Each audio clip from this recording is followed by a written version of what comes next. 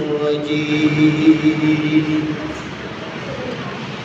بسم الله الرحمن الرحيم ولقد أوحي إليك وإلى الذين من قبلك لئن أشركت ليحبطن عملك ولتكونن من الخاسرين. وقال الله تعالى إن الله لا يغفر أن يشرك به ويغفر ما دون ذلك لمن يشاء ومن يشرك بالله فقد ضل ضلالا بعيدا. وقال النبي الأمين صلى الله عليه وسلم عن معاذ بن جبل رضي الله تعالى عنه قال أتى رسول الله صلى الله عليه وسلم رجل فقال يا رسول الله علمني عملا إذا أنا عملته دخلت الجنة.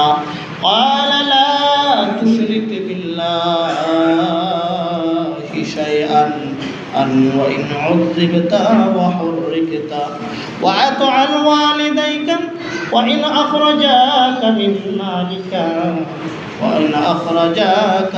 مالك وكل شيء ولك ولا تترك الصلاة متعمدا فإنه من ترك الصلاة متعمدا فقد برئت منه ذمة الله أو كما قال عليه الصلاة والسلام. عن عبد الله بن عمرو بن العاص رضي الله تعالى عنه عن النبي صلى الله عليه وسلم قال الكبائر الإشراك بالله وعقوق الوالدين وقتل النفس واليمين أو الغموس أو كما قال عليه الصلاة والسلام.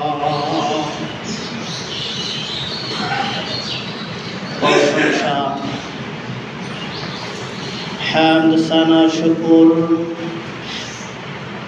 সেই আল্লাহ পাক রব্বুল আলামিনের জন্য যিনি আমাদেরকে যথা সময়ে মসজিদে আসার বসার কিছু কথা শ্রবণ করা ও আমার মতো ছাত্র মানুষকে কিছু কথা বলার মতো যিনি তৌফিক দান করেছেন সে আল্লাহ তাবারক ওয়া তাআলার প্রতি শুকর। সকলেই বলি আলহামদুলিল্লাহ। দরুদ ও সালাম বর্ষিত হোক সাইয়্যিদুল মুরসালিন খাতামুন নবিয়্যিন আশরাফুল আম্বিয়া সর্বশ্রেষ্ঠ সর্বশেষ নবী ও রাসূল নবী মুহাম্মদ মুস্তাফা আহমদ মুস্তাফা সাল্লাল্লাহু আলাইহি ওয়াসাল্লামের প্রতি। আল্লাহুম্মা সাল্লি আলা মুহাম্মদ ওয়া আলা আলি মুহাম্মদ কামা সাল্লাইতা আলা ইব্রাহিম ওয়া আলা আলি ইব্রাহিম ইন্নাকা হামিদুম মাজিদ। দরুদ সবাই পড়েন।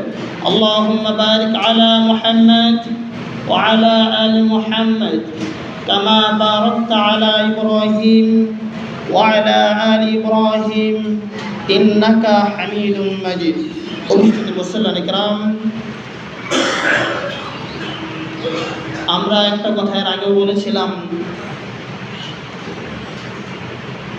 আল্লাহ নবী সাল্লাল্লাহু আলাইহি ওয়াসাল্লাম তিনি আদেশ করেছেন প্রত্যেক জুমাবারে বেশি বেশি করে দুরূদ পাঠ করা।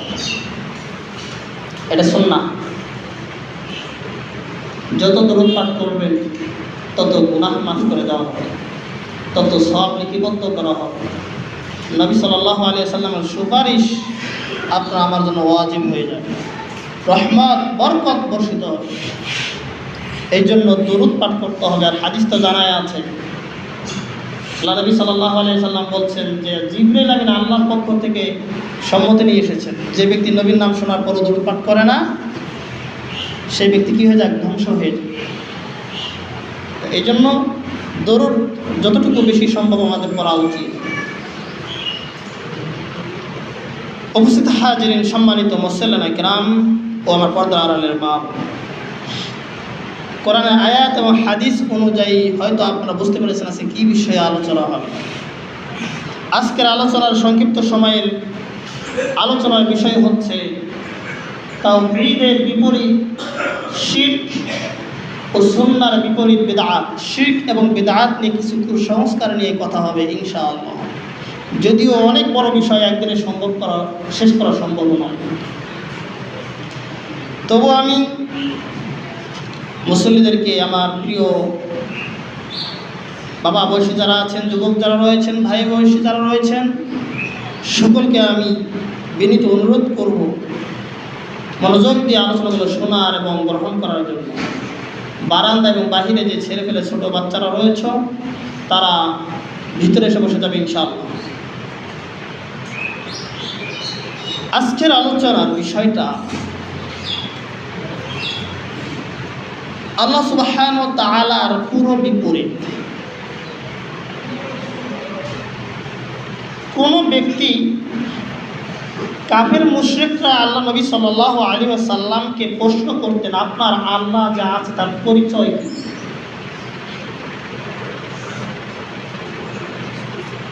তার পরিচয় কি? তিনি কে? আপনার আল্লাহ কয়জন? কার থেকে এসেছেন? তার থেকে আরো কেউ কি আছে? তিনি কিভাবে চলেন, কোথায় থাকেন? এইভাবে আল্লাহ নবী সাল্লাল্লাহু আলাইহি সাল্লামকে মক্কার মুশরিকরা প্রশ্ন করত, অবাঞ্ছিত প্রশ্ন বারবার করত। আল্লাহ নবী সাল্লাল্লাহু আলাইহি ওয়াসাল্লাম যখন এই প্রশ্নগুলোর সম্মুখীন হতেন, আল্লাহ রাব্বুল আলামিন কোরআনুল কারীমের মধ্যে ছোট্ট একটি সূরা নাযিল করে দেন, যেই সূরাটা আমরা কোরআন তেলাওয়াত করতে পারি আর না পারি 100-র মধ্যে 90% মানুষ এই সূরাটা জেনে থাকে, সূরা ইখলাস। কুল হুয়াল্লাহু আহাদ সূরা। হয়তো ইখলাস অনেকে চিনে না কোরআন না পড়ার কারণে, কুল হুয়াল্লাহু সূরা বললে চিনে। সূরা ফাতিহা না ছিল আলহামদুলিল্লাহ সূরা চিনে। বলছে না যে সৌদি আরব গেছি, সেখানে আজান, সালাম আর আলহামদুলিল্লাহ সূরা বাদ দিয়া সব আরবিতে কয়, আর এগুলো খালি বাংলায় কয়। তার মানে সূরা ফাতিহাটা, আলহামদুলিল্লাহ সূরাটা মাঝে মধ্যে শুনে, সালামটা শুনে, আজানটা শুনে মনে করছে এগুলো বাংলা, আর বাকি যা আছে সব আরবি। তা আসলে আমাদের অনেকে আছেন সূরা ইখলাস চিনে না, কুল হুয়াল্লাহু সূরা চিনে। তাই কুল হুয়াল্লাহু সূরার মধ্যে আল্লাহ সুবহানাহু ওয়া তাআলা তার বর্ণনা ফুটে তুলেছেন। তিনি বলছেন, হে নবী আপনি বলুন, আপনি বলুন, হুয়াল্লাহু আহাদ, আল্লাহ হচ্ছেন একজন। আল্লাহ হচ্ছেন একজন। তোমরা যাদের ইবাদত করো, তোমাদের রব, তোমাদের মাবুদ তো হাজার হাজার লক্ষ লক্ষ কোটি কোটি, কিন্তু হে নবী আপনি বলুন আমার রব, আমার আল্লাহ, আমার বিধানদাতা একজন। আপনি বলুন আল্লাহু আহাদ, আল্লাহ হচ্ছেন একজন। আল্লাহুস সামাদ, তোমাদের দেবতারা, তোমাদের প্রভুরা, তোমাদের উপাস্যরা, তোমাদের মাবুদ তোমাদের অপেক্ষায় থাকে কখন তোমরা খাবার দিবা। কিন্তু আল্লাহ বলছেন আল্লাহুস সামাদ, হে নবী আপনি বলুন আমার আল্লাহ অমুখাপেক্ষী, কারো জন্য আশায় বসে থাকেন না। কে আমার ইবাদত করবে, কে আমাকে খেতে দিবে, কে আমার প্রশংসা করবে, এই অপেক্ষায় আল্লাহ থাকেন না। আল্লাহ অমুখাপেক্ষী। যদি কেউ আল্লাহর কাছে চায় আল্লাহ তাকে দিবেন। কেউ যদি আল্লাহর প্রশংসা করে, আল্লাহর ভালো লাগে, কেউ যদি আল্লাহর ইবাদত করে, আল্লাহর ভালো লাগে, এর বিনিময়ে তাকে আল্লাহ জান্নাত দিবেন। এটাই আল্লাহ কারো দিকে মুখাপেক্ষী নন। কেউ আল্লাহর প্রশংসা করবে সে অপেক্ষা আল্লাহ বসে থাকবেন এমনটা নয়। ছোট বাচ্চারা বাবা মার অপেক্ষায় থাকে, কখন বাবা ইনকাম করে আনবে, স্ত্রী বাচ্চা সহ অপেক্ষা প্রহর গণিয়ে। আপনারা হয়তো দেখেছেন কিনা, বা ইয়াং বয়সে যারা রয়েছেন আপনাদের এলাকার, তারা এই বিষয়গুলো জানে না। আমাদের বয়স, ইয়াং বয়স হলেও আমরা ছোটকালে দেখেছি, এখনও আমাদের এলাকায় দেখি, আমার চাষিদেরকে দেখেছি, চাচা কখন ভ্যান চালিয়ে রাত 11টার দিকে 12টার দিকে আসবে, চাউল নিয়ে আসবে, তখন রান্না চড়াবে।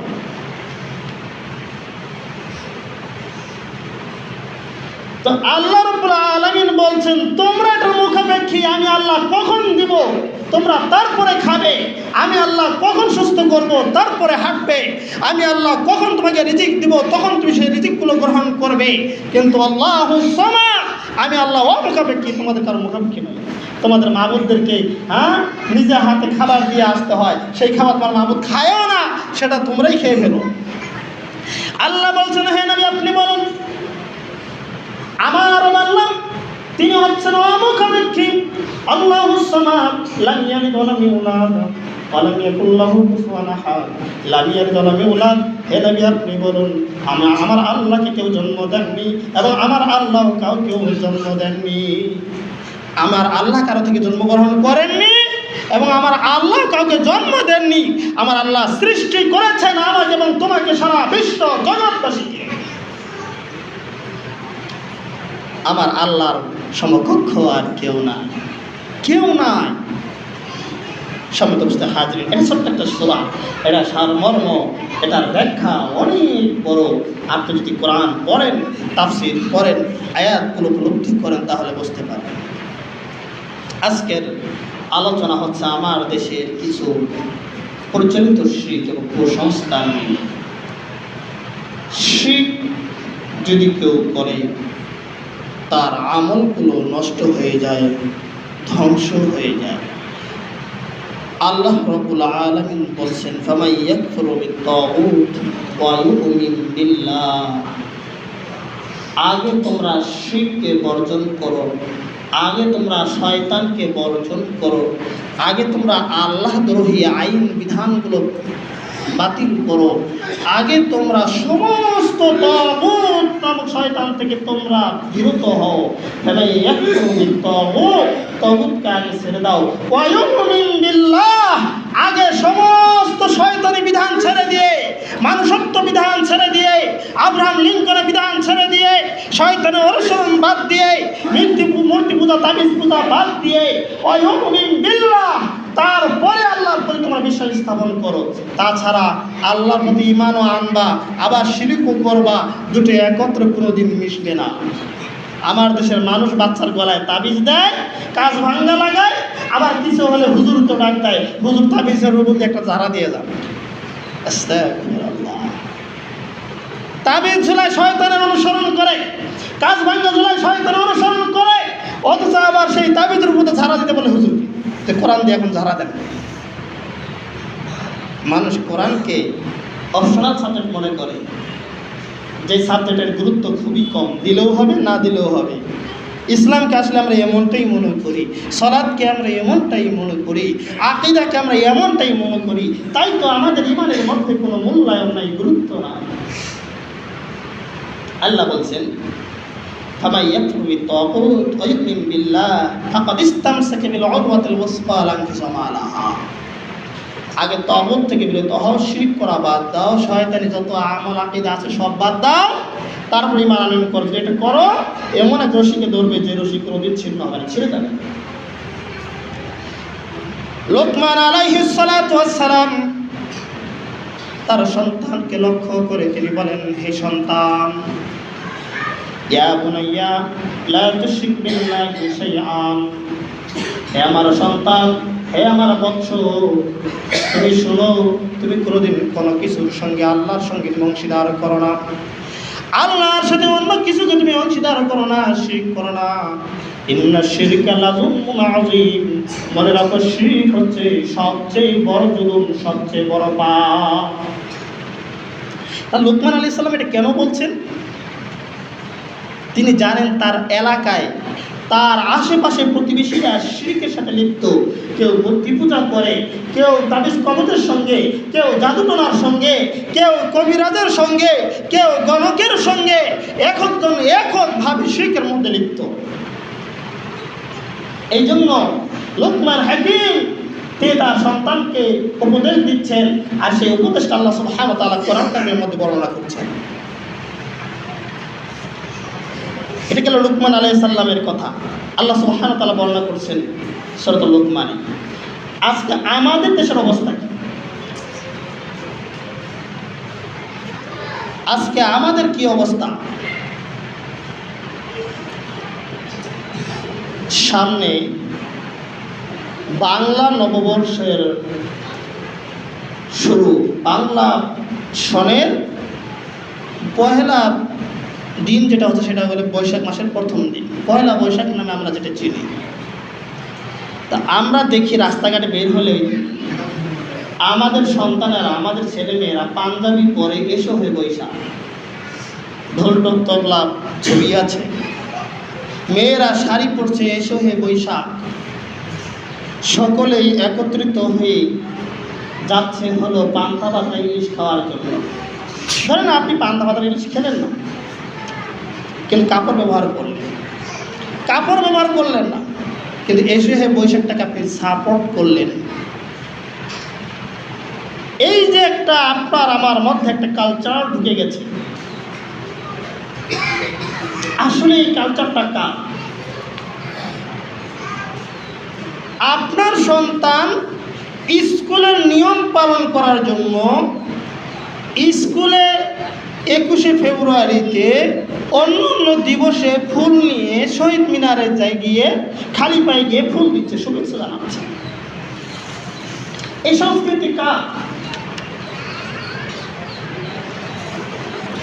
আপনার আমার সন্তান স্কুলে গিয়ে আমার সোনার বাংলা আমি তোমায় ভালোবাসি, চিরদিন তোমার আকাশ তোমার বাতাস আমার প্রাণে বাজায়, এই কবিতা পাঠ করছে। এই সংস্কৃতির কবিতা কার? লোকমান আলাইহিস সালাতু ওয়াস সালাম যেমনই ভাবে তার সন্তানকে উপদেশ দিচ্ছেন, অনেক উপদেশ রয়েছে, তার মধ্যে এটা একটা মাত্র। আপনি আমি আপনার আমার সন্তানকে কখন উপদেশ দিয়েছি, কবার দিয়েছি? যেটা শিরক, এটা বিদআত, এটা কাবিরা গুনাহ, এটা সগীরা গুনাহ, এটা অন্যায়, এটা হারাম, এটা হালাল। আপনার কি মনে পড়ে আপনার জীবনে আপনার সন্তানকে, আপনার ভাইকে, আপনার পরিবারকে কয়বার বলেছি? বলা হয় না। তার কারণটা হলো, যে নামটা আমার আব্দুল্লাহ, এই নামটা দিয়েছে আমার বাবা, আমি দিই নাই। বুঝেছিল যদি দিতাম তাহলে এই নামটা দিতাম না, কারণ তো ইসলামী বুঝি। ওই বল্টু মল্টু, গণেশ টনেশ এগুলোই দিতাম। বাবা দিয়েছে কেন?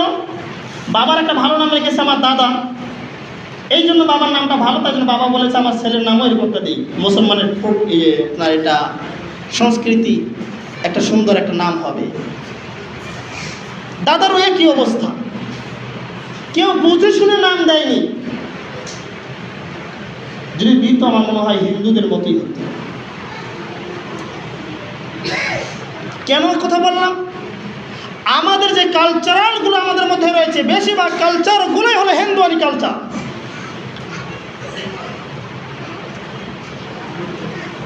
মানুষ বলছে অল্প সময়ের আলোচনার মধ্যে শেষ করতে হবে।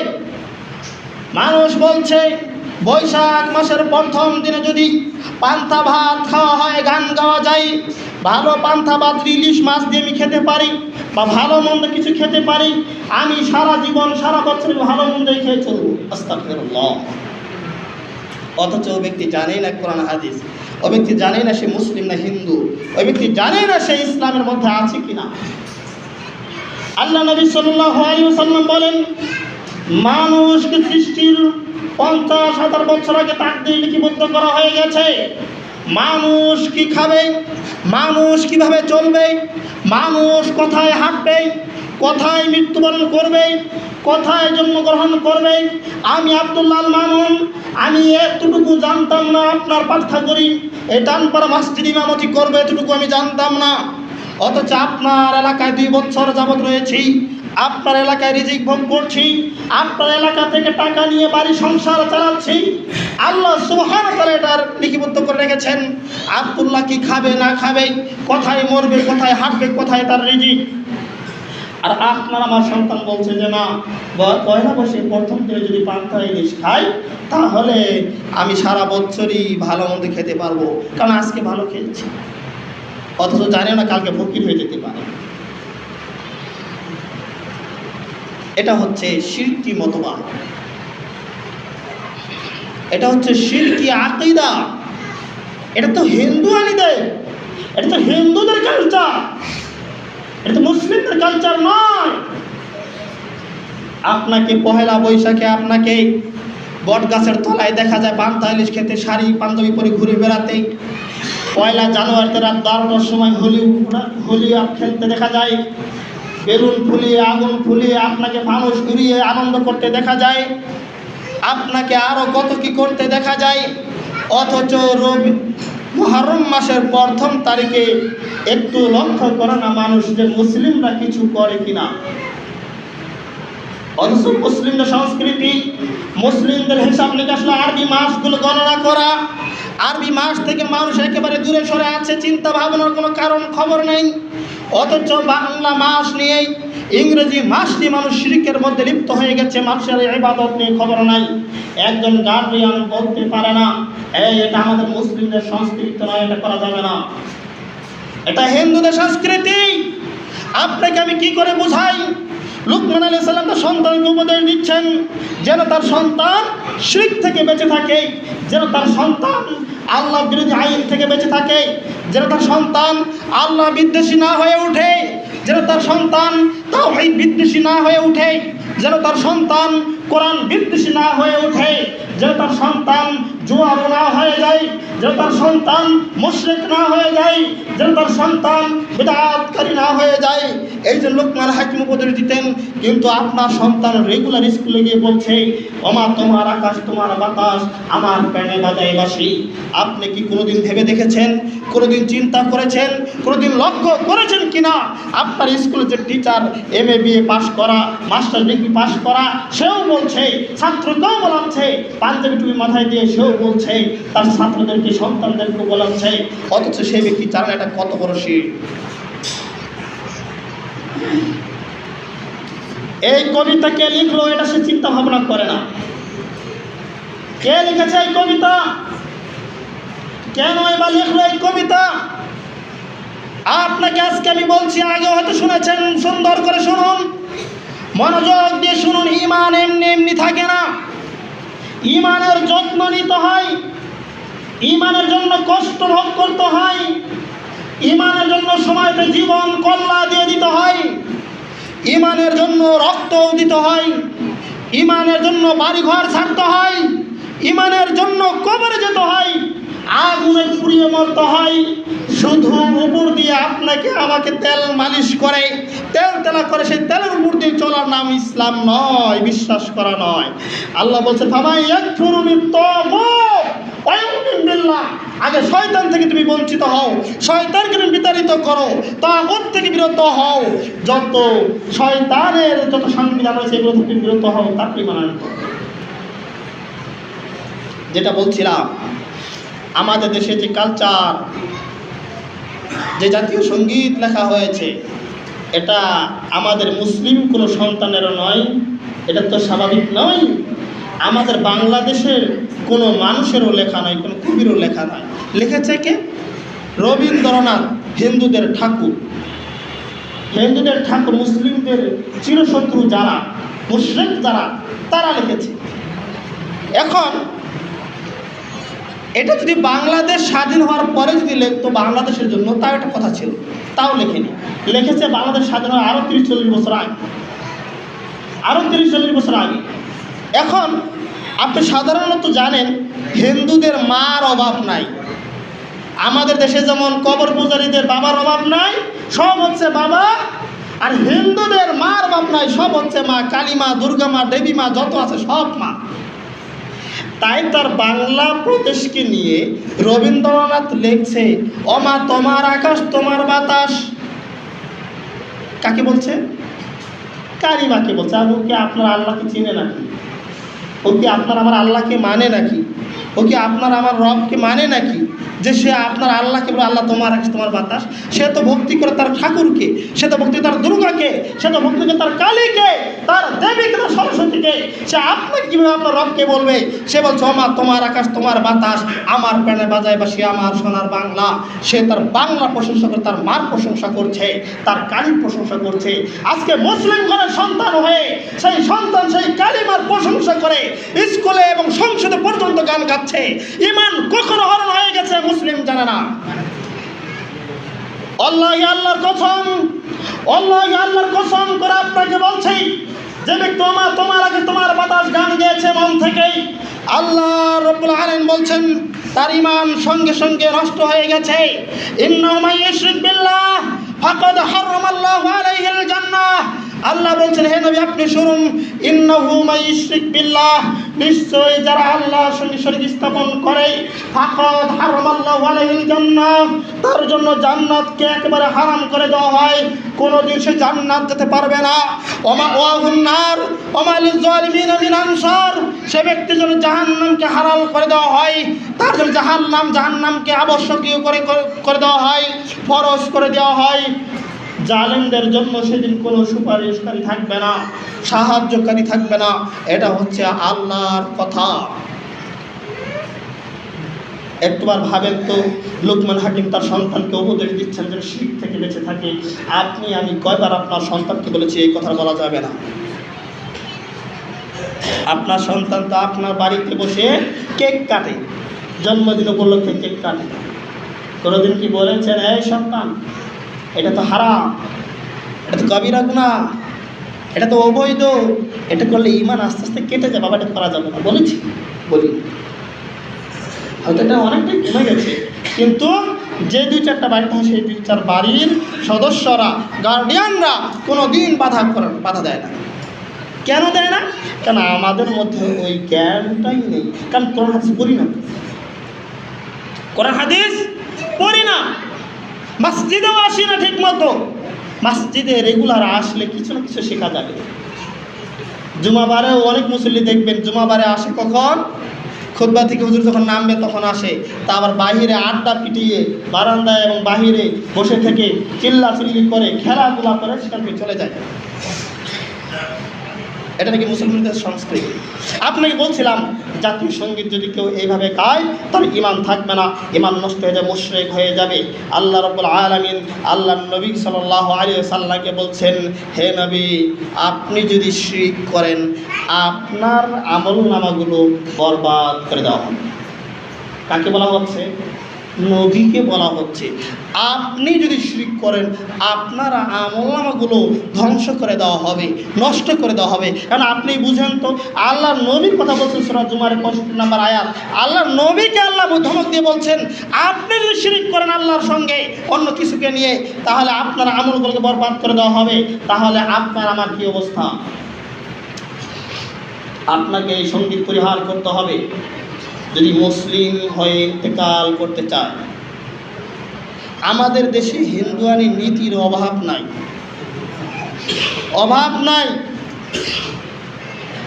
যেমন কিছু নীতি আছে 40 করা, 7 দিনা করা, কিছু নীতি আছে যৌতুক নেওয়া, পণ নেওয়া। এগুলো কাদের নীতি? হিন্দুয়ানির নীতি। জন্মদিন পালন করে কারা? হিন্দুয়ানিরা। মৃত্যুদিবস পালন করে কারা? হিন্দুরা। সেগুলো আপনার আমার ভিতরে কিভাবে ঢুকলো? আজকে আপনি আমি এতটুকু সচেতন নেই। আল্লাহ নবী সাল্লাল্লাহু আলাইহি ওয়াসাল্লাম যখন কাবা ঘরে ঢুকলেন দেখলেন 360টি মূর্তি। 360টি মূর্তিকে তিনি ভেঙে তছনছ করে দিলেন। আল্লাহ নবী সাল্লাল্লাহু আলাইহি ওয়াসাল্লাম ছোট্ট একটা হাদিস দেখেন, ঘরে প্রবেশ করেছেন, দেখছেন আয়েশা রাদিয়াল্লাহু তাআলা কারুকার্য করা, ছবি অঙ্কন করা একটা গালিচা বিছিয়ে রেখেছেন, চাদর বিছিয়ে রেখেছেন। আল্লাহ বলছেন, আয়েশা তুমি আমার সালাতকে নষ্ট করতে চাও, ইবাদতকে নষ্ট করতে চাও, ওঠাও এটা। আল্লাহ নবী সাল্লাল্লাহু আলাইহি সাল্লাম মূর্তি ভাঙলেন, ইব্রাহিম আলাইহিস সালাম মূর্তি ভাঙলেন। আমি ঘরের ভিতরে মূর্তি নিয়ে জমা করছি। আপনার চাদরের ছবি যেটা রাখলে শিরকের গুনাহ হতে থাকবে, আপনার দয়ারের ছবি, শোকেজের ছবি, শুধু ছবি নাই, কুত্তার মূর্তিগুলোও ঘরে। কেমন মুসলমান কাপড় কেনার সময় লক্ষ্য করে না, হিন্দুদের মূর্তি কিনে এনে ঘরের ভিতরে রেখে দেয়। কেমন মুসলমান, আশ্চর্য ধরনের মুসলমান। ইমানের কি এতটুকু চিন্তা নাই? ইমানের কি এতটুকু ভয় নাই? ইমানটা নষ্ট হয়ে যেতে পারে। আমি কবরে গিয়ে আল্লাহর কাছে কি জবাব দেব? খালি কি সারা জীবন খুতবা শ্রবণ করব? নামাজ কি আমার দ্বারা হবে না? ইমানকে প্রণয়ন করা হবে না? আমার ঘর কি তাওহীদ মুখে হবে না? আমার ঘর কি শিরক মুক্ত হবে না? আমার ঘরের মধ্যে কুকুরের মূর্তি, কুকুরের ছবি, ঘরের মধ্যে মাছের মূর্তি, ঘরের মধ্যে পাখির মূর্তি, ঘরের মধ্যে আমার মূর্তি ঝুলানো রয়েছে। যেটা হচ্ছে স্পষ্ট শিরক। এগুলো থেকে পরিহার করতে হবে। জান্নাত বড় কঠিন, জান্নাত বড়ই কঠিন, খুবই কঠিন। জাহান্নাম যেমন কঠিন, জান্নাত পাওয়া তেমনই কঠিন। জাহান্নাম যেমন খুব কষ্টের জায়গা, জান্নাত খুব আরামের জায়গা। কিন্তু সে আরামটা আপনাকে ভোগ করতে হলে অবশ্যই অবশ্যই আপনাকে কিছু না কিছু তো কষ্ট করতেই হবে। আমি মুআয ইবনে জাবাল থেকে একটা হাদিস বর্ণনা করেছিলাম। হাদিসটা অনুবাদ করে আলোচনা শেষের দিকে যাবো ইনশাআল্লাহ। আগামী জুমায় সম্ভব হলে আল্লাহ সুবহানাহু ওয়া তাআলা তাআফিক আলোচনা করব। মুআয ইবনে জাবাল বলেন, ক্বালা আতা রাসূলুল্লাহ সাল্লাল্লাহু আলাইহি ওয়াসাল্লাম রাজুলুন, এক ব্যক্তি আল্লাহ নবী সাল্লাল্লাহু আলাইহি ওয়াসাল্লামের কাছে আসলেন। ফাকালা ইয়া রাসূলুল্লাহ আল্লিমনি আমালাকা আমালান, হে নবী আপনি আমাকে কিছু আমল শিক্ষা দিন, কিছু উপদেশ দিন, কিছু নসিহা করুন, কিছু আমল ইবাদত শিক্ষা দিন, যেগুলো করলে আমি তুহু দাখালতুল জান্নাহ, যে আমলগুলো করার কারণে আমি জান্নাতে প্রবেশ করতে পারব। কয়জন আসেন? যে আব্দুল্লাহর কাছে একটু যাই, ছেলের বয়সী, একটু বসি তাকে নিয়ে, যে আব্দুল্লাহ কিছু বলো তো আমাকে, যে কিছু পারি কিনা, কোরআনটা শিখতে পারি কিনা, আমি কিছু হাদিস বুঝতে পারি কিনা, একটা হাদিস আমাকে বোঝাও তো। কেউ তো বলতে পারে যে আব্দুল্লাহ সাহেব তো আমার ভাইয়ের মতো অল্প বয়সী মানুষ, যাই তো। কেউ আসে না। আল্লাহ নবীর কাছে সাহাব এসে বলছে, হে আল্লাহ নবী, আপনি আমাকে এমন কিছু জ্ঞান শিক্ষা দিন যেটা আমল করার কারণে আমি জান্নাতে যেতে পারি। আল্লাহ নবী সাল্লাল্লাহু আলাইহি সাল্লাম বলছেন, ক্বালা লা তুশরিক বিল্লাহি শাইআন, আল্লাহ নবী বলছেন তুমি আল্লাহর সাথে আর কাউকে অংশীদার স্তব্ধ করবে না, শিরক করবে না, কোনো কিছু না। ওয়া ইন উযিবতা ওয়া হুররিকতা, আল্লাহ নবী বলছেন যদি তোমাকে কেটে ফেলা হয়, হত্যা করা হয়, তোমাকে শাস্তি দেওয়া হয়, এবং কি তোমাকে আগুনেও পুড়িয়ে ফেলা হয়, তবে তুমি শিরক করবে না।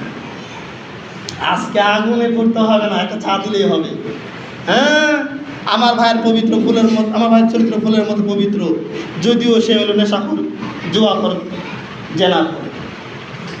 একটা চার পরিবর্তে ইমান বিক্রি হয়ে যায়। আমার দেশের ইমানের এইরকম অবস্থা। এই জন্য বলছি, হিন্দুয়ানি চরিত্র দিয়ে যে দেশের মানুষের মধ্যে ভরপুর, সে দেশের মানুষ সলিড তাওহীদ পাবে কিভাবে? সলিড তাওহীদ পাবে কি করে? আল্লাহ নবী সাল্লাল্লাহু আলাইহি ওয়াসাল্লাম বলছেন, লা তুশরিক বিল্লাহি শাইআন ওয়া ইন উযিবতা ওয়া হুররিকতা, হে ব্যক্তি শোনো, যদি তোমাকে হত্যা করা হয়, যদি তোমাকে আগুনে পুড়িয়ে মেরে ফেলা হয়, তুমি আল্লাহর সাথে অন্য কিছুকে শরীক করবে না। যে আল্লাহ তোমাকে রিজিক দিতে পারে, আল্লাহ তোমাকে মৃত্যু দিতে পারে, আল্লাহ তোমাকে সুস্থ দান করতে পারে, আল্লাহ তোমার রব। অতএব আল্লাহ ছাড়া কার সাথে শিরক করো না, আল্লাহর সঙ্গে।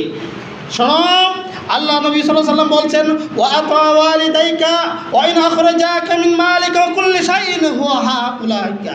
আল্লাহ নবী সাল্লাল্লাহু আলাইহি ওয়াসাল্লাম বলছেন, দুই নাম্বার জ্ঞান হলো, দুই নাম্বার উপদেশ হলো, তুমি তোমার পিতামাতার আনুগত্য করবে, যদিও তোমার পিতামাতা তোমাকে বাড়ি থেকে বের করে দেয় কোনো সম্পদ ছাড়া। কি বলেছেন? পিতামাতার আনুগত্য করবে।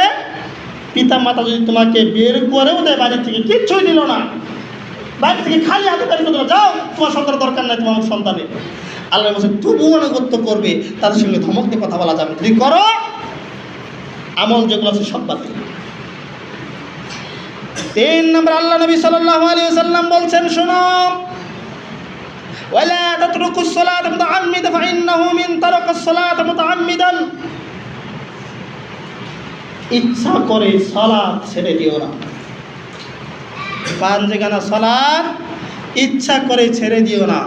আল্লাহ বলছে কেউ যদি ইচ্ছা করে ছেড়ে দেয়, আল্লাহ বলছেন ফাকাদ বারিআত মিনহু জিম্মাতুল্লাহ, যদি কেউ ইচ্ছা করে এক উক্ত সালাত ছেড়ে দেয়, তার যে একটা জিম্মা আল্লাহ তাআলা নিয়েছে, তাকে হেফাজত করার, তাকে রিজিক দেওয়ার, তাকে সুস্থ রাখার, আল্লাহ নবী বলছেন সেই ব্যক্তির থেকে আল্লাহ জিম্মাদার উঠিয়ে নেন।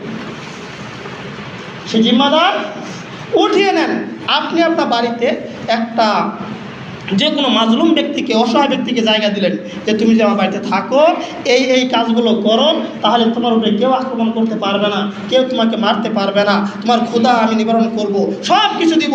যদি এই আমলগুলো না করো, আমার এই কাজগুলো না করো, উপদেশগুলো না মানো, তাহলে তোমার থেকে আমি এই শক্তি উঠিয়ে নিলাম, তোমাকে যে ইচ্ছা যা ইচ্ছে তাই করতে পারে। তা আল্লাহ সুবহানাহু ওয়া তাআলা একই শর্ত দিচ্ছেন আপনাকে, যদি কেউ সালাত ইচ্ছাকৃতভাবে ছেড়ে দেয়, সে ব্যক্তি বিপদে পড়লেও আল্লাহর কোনো দোষ নাই, সে ব্যক্তি মারা গেলেও আল্লাহর দোষ নাই, সে ব্যক্তি না খেয়ে মরলেও আল্লাহ দোষ দিয়ে লাভ নাই, সে ব্যক্তি যাই হোক না কেন, জাহান্নামে যাক না কেন, আল্লাহ বলছেন ফাকাদ বারিআত জিম্মাতুল্লাহ, আল্লাহ তাআলা তার থেকে তার জিম্মা তার উঠিয়ে নিয়ে গেছে, কোনো জিম্মা থাকে না। তার মানে সে ব্যক্তি মুসলমান অন্তর্ভুক্ত না, মুসলমান হলে তো আল্লাহ তার জিম্মা নিয়ে গেছে।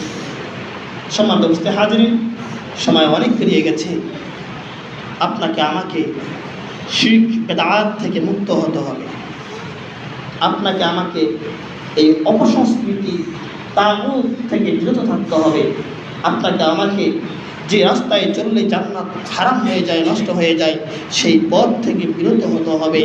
আল্লাহ রাব্বুল আলামিন আমাদেরকে